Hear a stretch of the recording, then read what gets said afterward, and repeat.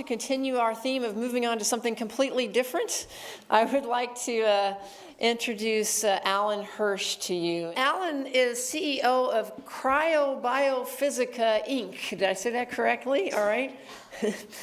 And owner of the Abstract Gardener. He was raised by Jewish chicken farmers turned landscapers. I can assure you that that's the first time that phrase has ever been used in this auditorium. This stimulated an early appreciation of nature and science. He majored in biology in Caltech, studied neurophysiology at Columbia, and earned a PhD from the University of Maryland, where he studied freezing stress in plants. He has also worked on freezing stress in human blood cells, the thermodynamic stability of proteins, and he co-invented a practical wide-range PhD gradient chromatography that he markets. He recently created his own form of mathematical art as an orthogonal career, in the process patenting a new way to retain resolution in expanded images. So Alan Hirsch, we welcome you to the podium to share something of your perspective. I believe that to perceive art as a bridge between science and religion, one first has to define legitimate overlapping truths in each of these cultural realms. Only then can one hope to see art as a connecting field of endeavor. Having spent most of my life around physical scientists, I am well aware that most are more than a little skeptical of important theological truths, especially the notion that at the deepest level the universe is sentient. Likewise, serious modern religious thinkers are wary of the tendency of many scientists to assert that meaningful truths are confined to what is discoverable through the scientific method. I cannot resolve these issues in the next 10 minutes. I hope only to stimulate you to try to bridge the gap between these two very different systems of thought. My thesis is that all three fields of human thought have in common the notion that it is a crucial task of humanity to uncover what is hidden in the world. Not long ago, I had a friendly dispute with my cousin, Louis Pienson. We are both children of a vanished community of Jewish chicken farmers in central New Jersey. Despite our agricultural roots, but true to our cultural heritage, we both gravitated to science early in our youth. I stayed with it, while he chose academia as a distinguished historian of science. In telling him about this event, I explained that my life as both a physical scientist and a mathematical artist had brought me to the attention of the organizers, although the connection between art and mathematics and mysticism in my work was the prime focus. But, Lou replied emphatically, mathematics isn't science. Why not, I exclaimed. I added, you know its nickname is the Queen of the Sciences. He retorted, it does not attempt to falsify tentative truths from the analysis of experimental data. It's not even, strictly speaking, about the physical world at all. I pointed out that mathematical conjectures are often disproved by discovering exceptions, a decidedly experimental effort. For example, most mathematicians think that there are no odd perfect numbers. A perfect number is one that is the sum of all of its integral divisors smaller than itself. The smallest is 6, 1 plus 2 plus 3. Mathematicians have recently proven that the smallest such odd number, if it exists at all, must be larger than a googol to the 15th power. However, there are an infinite number of integers larger than a googol to the 15th power. So there very well could be at least one very large exception. Of course, we don't know if a proof that there are no such exceptions will ever be discovered.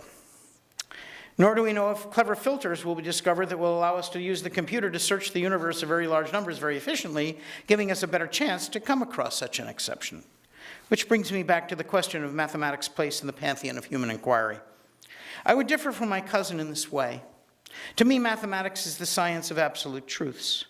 For example, in the arithmetic of integers, 2 plus 2 is always exactly 4, never 4 plus or minus epsilon.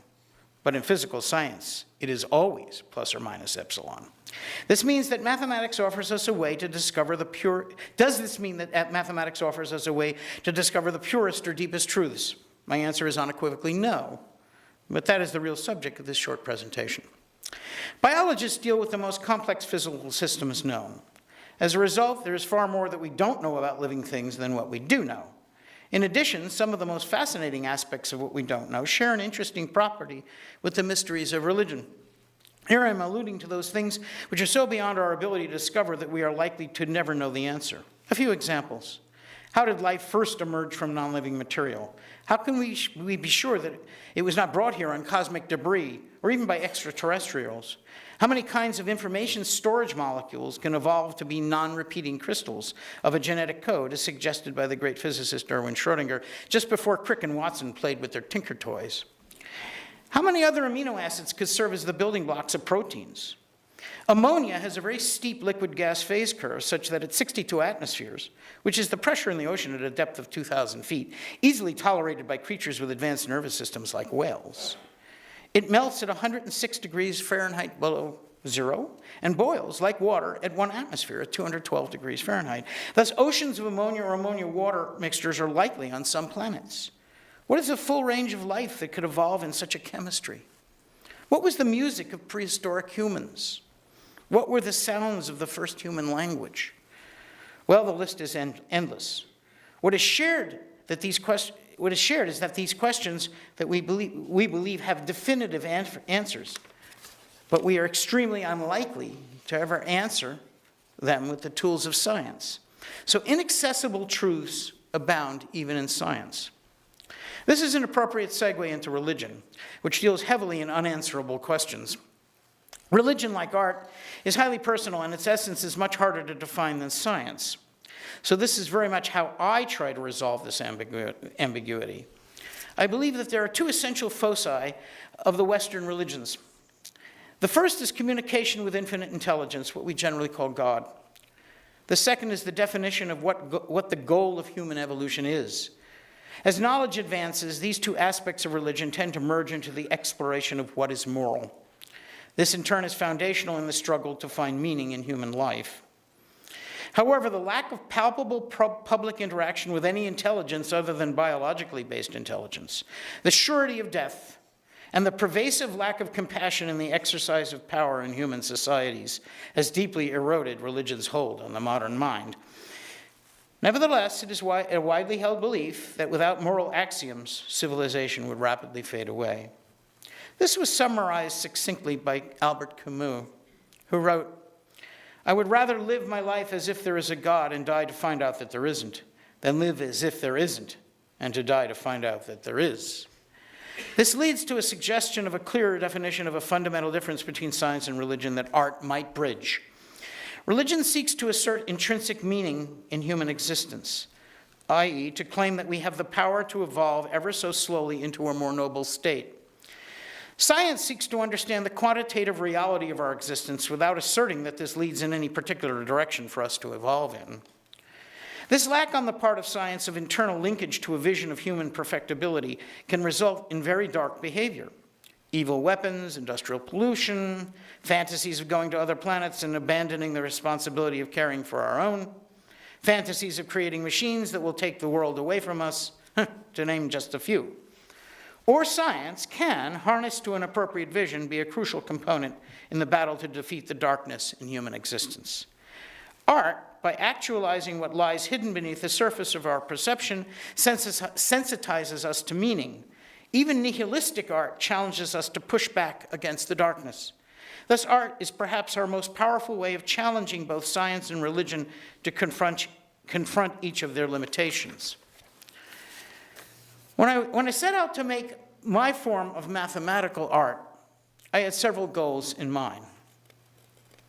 First, I wanted to demonstrate that mathematical systems, properly crafted, could produce a much richer set of artistic images than the hypergeometric, fractally generated images that typically characterize mathematical art. A crucial element of this first goal was to create textures and abstractions that are as painterly as possible. A second goal was to explore as wide a range of mathematical systems as I could, utilizing only the classical elementary functions and recursion, to continuously broaden the range of images I can create. A third goal was the hybridization of real-world images that are seemingly incompatible. Flowers and printers, Dutch windmills and people, cafes and vases of silk flowers. Because the hybridization is part of the complex transformation process, it often produces startlingly unexpected results. Finally, I had an overarching goal of producing images that are compellingly beautiful while simultaneously exploring the limits of beauty as they relate to mathematically generated hybridizations and transformations. This last goal flows naturally from my love of both gardening and math.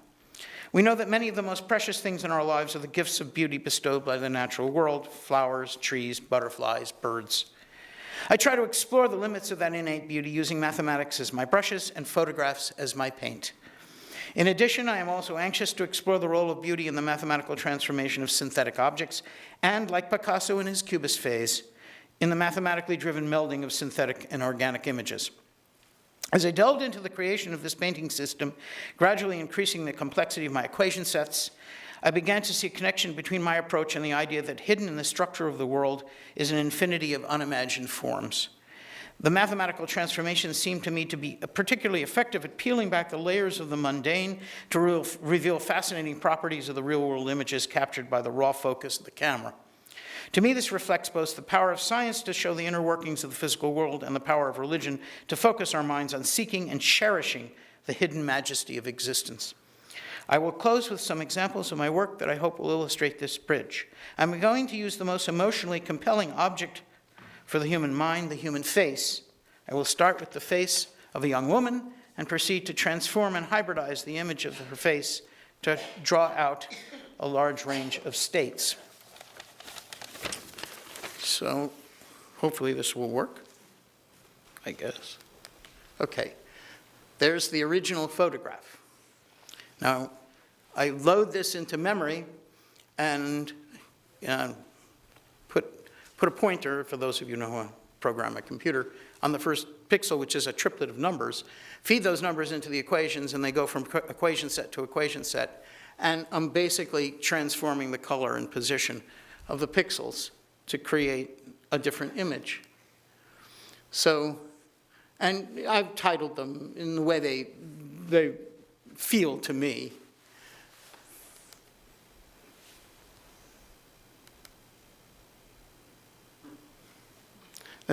Some of these are hybridized with other things, which is part of what gives them their artistic power. So this is actually hybridized with a vase of silk flowers. It's done in such a way that the young woman's face is still the dominant element.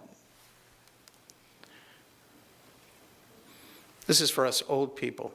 I was told I shouldn't use it because the young people won't know what the Three Faces of Eve is about. This is hybridized with an old barn in Pennsylvania.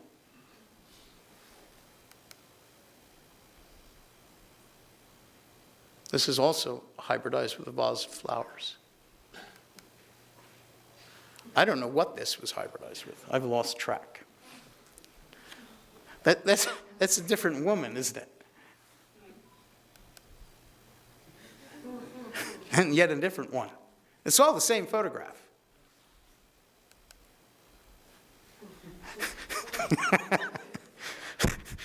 I can't try to remember the novelist in the 30s who was kind of macabre.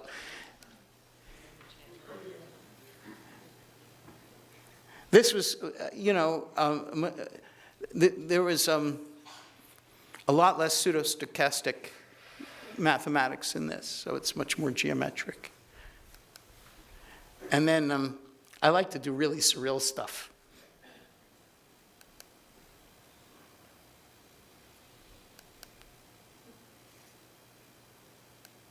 That's it.